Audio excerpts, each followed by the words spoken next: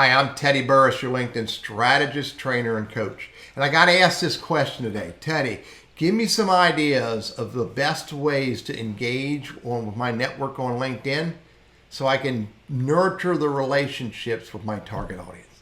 And I want to show you how to do that. But before I do me a favor. Do yourself a favor. Hit that subscribe button because I'll just keep giving you more and more videos on how to use LinkedIn as a business tool.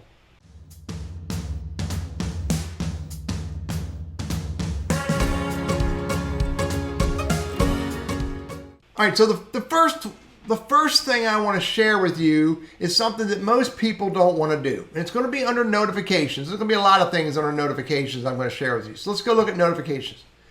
The first thing is something that most people say, I don't have time to do. And I think it's a missed opportunity.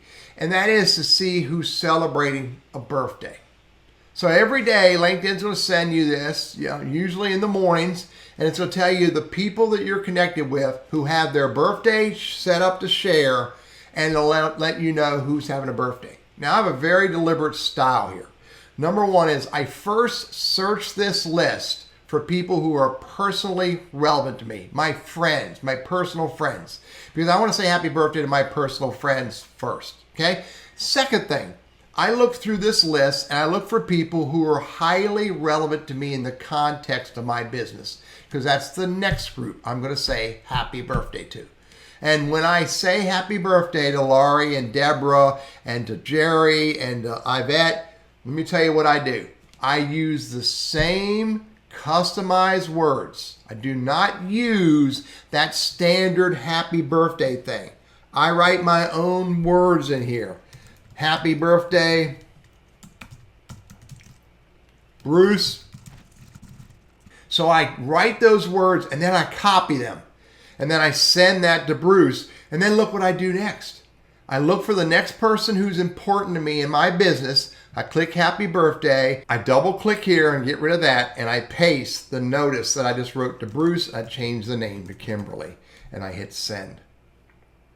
I do this every day. As I do this task, I look for people, again, who are highly relevant to me.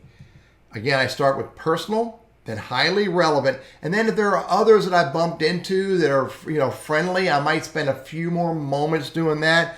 But I am not saying happy birthday to everybody on LinkedIn that wants me to, because there just isn't enough time. Focus on personal, focus on professional, and then move on to the next task.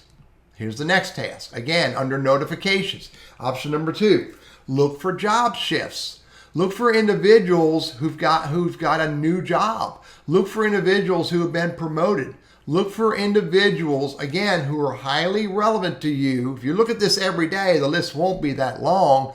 Look for people who are highly relevant to you, who have transitioned in their career, gotten a job anniversary, or whatever it is. I don't see as many anymore as I used to see. Here's one. Susan got a new position.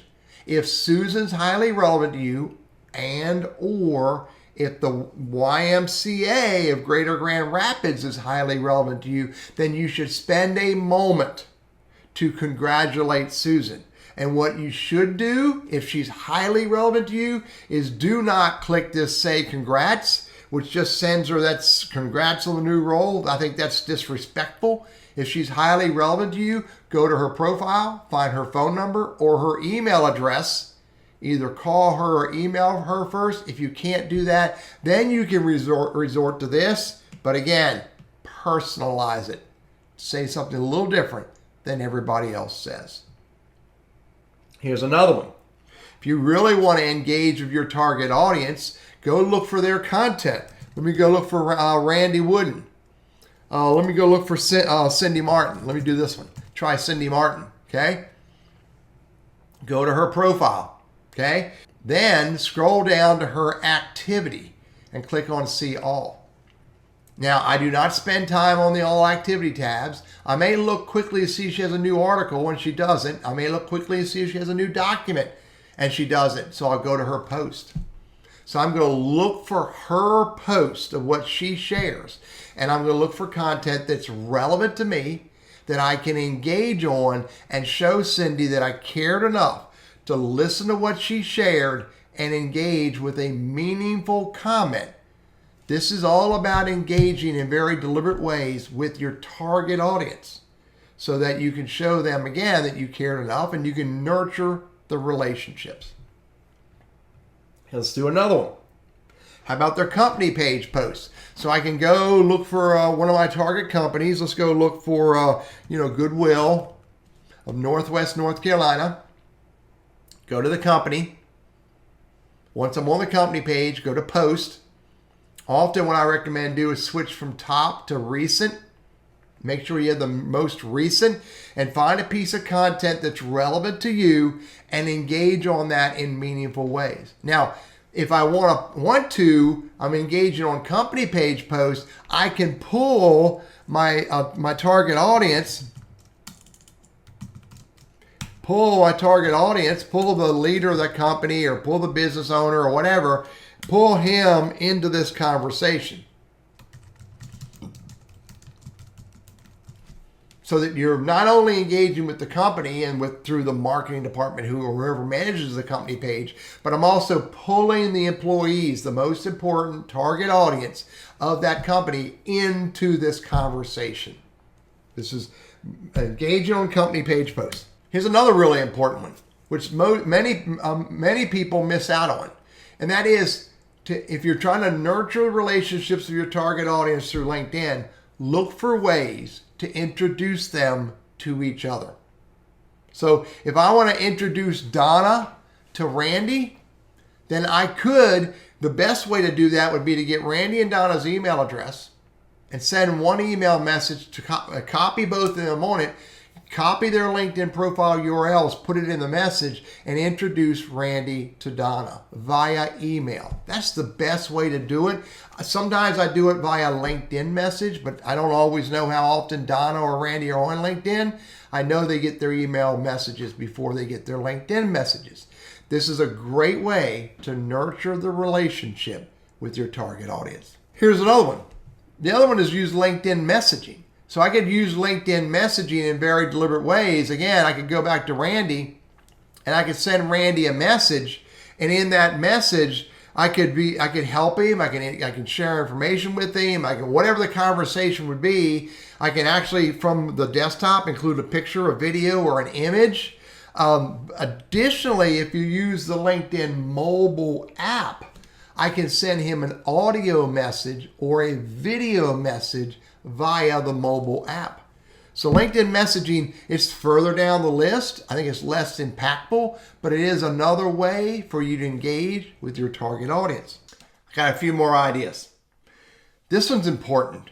Pay attention to who pays attention to you. Look and see who's engaged on your content.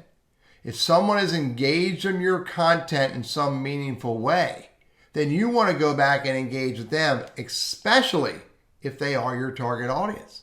Look and see if you did a poll, who was on the poll. Look and see who looked at your LinkedIn profile. This is important. People who look at your LinkedIn profile, they could very well be your target audience. Maybe you need to have a conversation with them. Look and see who has commented. Look and see who shared. Look and see even the people who have just simply hit the like button on your content. If they, even sometimes, even the people who liked your content could be very relevant to you, and you need to reach out to them and have a conversation.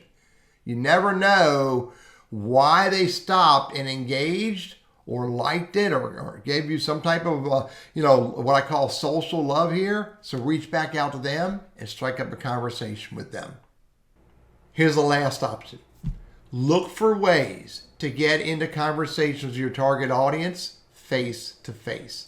Now, maybe during this pandemic that we're in, that we're hopefully moving out of, maybe that's going to be through Teams or Zoom or GoToMeeting or FaceTime or Facebook Messenger. I don't care. Pick one of them. Use something that works for you and the people you're engaging with. But as time moves on, we hopefully can do more kneecap to kneecap in-person meeting. Example, I'm getting ready to go to Orlando. So I'm going to go to Orlando for a week. I should go to search. I should go to people. I should look for my first level connections who are in Orlando and see who they are. And while I'm in Orlando, I should look for an opportunity to say hi to Jerry or Amy or Travis or one of these people, again, who are highly relevant to my business, highly relevant to my goals. Face-to-face meetings is by far the best way to engage with your target audience. Engagement is the magic sauce. Engagement. All these different types, and there's others we could talk about as well, ways to engage with our target audience, is important to build our brand, to build trust, to build respect, to create opportunities for conversations that can lead to business conversations. So take some of these ideas I share with you, go practice them, and see if it can move you forward into real business conversations. I'm Teddy Burriss, your LinkedIn strategist, trainer, and coach. Hope this is helpful.